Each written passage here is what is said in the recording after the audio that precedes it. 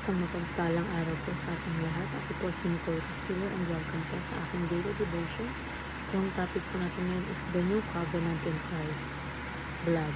So, on the night before Jesus died, He ate the Last Supper with His disciples during the meal.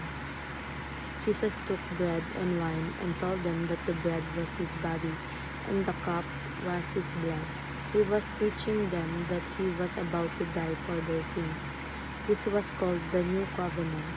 A covenant is a promise or agreement. The New Covenant means that through Jesus' death, sins can be forgiven and people can have a new relationship with God. After the supper, Jesus went to the Garden of Gethsemane and prayed. He was very sorrowful and afraid of the suffering he was about to face, but he still obeyed God and said, "Not my will, but yours be done."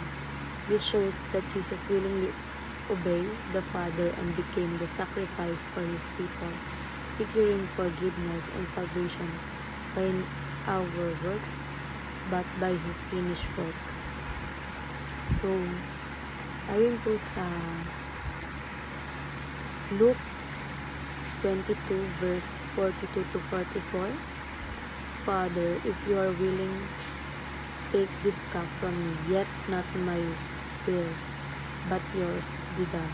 An angel from heaven appeared to him and strengthened him, and being in anguish, he prayed more earnestly, and sweat was like drops of blood falling to the ground.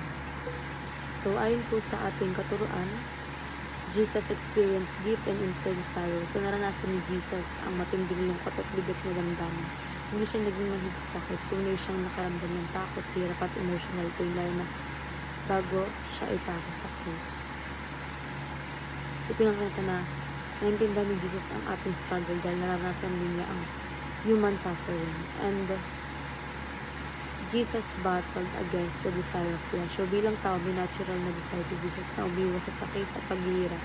Ngunit pinili niyang labanan ang kagustuhan ng laman at hindi sundin ang comfort o sariling gusto. Nagkaroon siya ng inner struggles pero hindi siya nagkasala. And Jesus submit to the Father's will. So, sa kabila ng kanyang paghihirap, sinabing ni Jesus, "Not my will, but yours be done." Ibig sabihin, mas pinili niya ang plano ng Diyos kasi sa sarili niyang kagustuhan. Ito ang ultimate example ng obedience at surrender.